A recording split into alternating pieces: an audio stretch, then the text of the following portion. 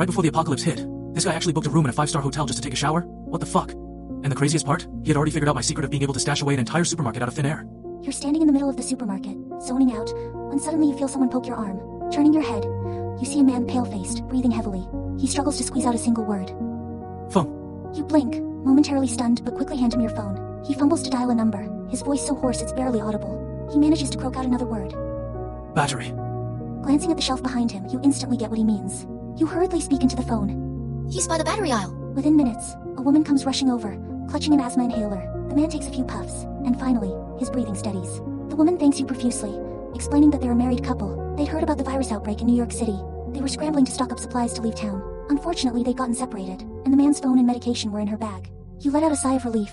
Sure, your mission wasn't accomplished, but hey, your foolishly kind person points just went up. Victor, standing not far away, gives you a signal to regroup and then turns to leave. By the time you've checked out and are dragging your bags to the entrance, you see Victor already in the car. The back seat is piled high with supplies, and the parking lot ground is littered with tools, large jugs of purified water, and car batteries.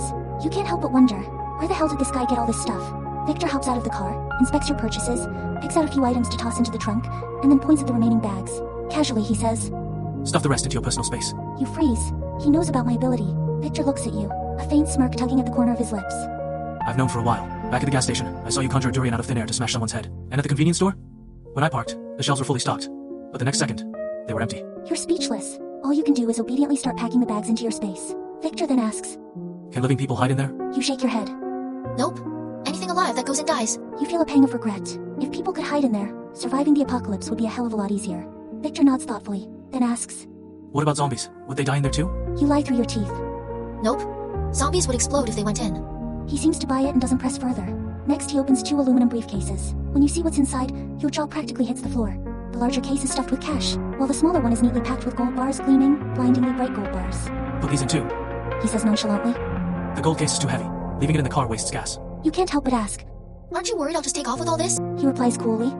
Someone who'd risk getting bitten by zombies to save an asthma patient probably wouldn't pull something like that. Besides, He pauses, his tone softening slightly.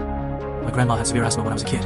If it were her having an attack, I'd hope someone would help her too. You feel a jolt in your chest. So, that's why, this unexpected encounter just earned you the trust of the big boss. But then, his tone shifts. He leans in close, his eyes locking onto yours, and his voice turns icy. That said, if you do prove unreliable, your loss will be far greater than mine. He finishes by lightly tapping your forehead with his finger, as if to warn you. You glare at him, annoyed, but he just chuckles and turns back to organizing the supplies. At that moment, Dylan returns, carrying a bag of medicine. He mentions that he checked 2 outdoor gear stores, but both were closed. As he's talking, the couple from the supermarket approaches and tells you about a store that's still open. 20 minutes later, you arrive at the store, and it's like stumbling upon a treasure trove. The owner enthusiastically recommends stab-proof clothing, neck guards, and lightweight outdoor gear. You try on a full set of stab-proof clothing. It's thin, soft, and even a dagger can't pierce it. It's practically apocalypse armor. Dylan gets a set too, but Victor insists on sticking with his stylish, totally impractical outfit. You roll your eyes internally. Of course, he's the male lead. Looking good is priority number 1. Next, you stock up on tents, sleeping bags, stoves, gas canisters, and even raid an imported food store. Dylan clears out the place, claiming he has a picky palate. You're utterly speechless. Are these 2 here to survive the apocalypse, or go on a goddamn camping trip? By now, it's 6 p.m. just 1 hour until Washington falls. You ask Victor? Are we heading out of the city now? He checks his watch, glances at the nearby 5-star hotel, and says leisurely, No rush. I'm getting a room and taking a shower first. You almost roll your eyes so hard they fall out of your head. The zombies are about to storm the city, and this guy's worried about taking a shower? Seriously, dude, could you be any more extra?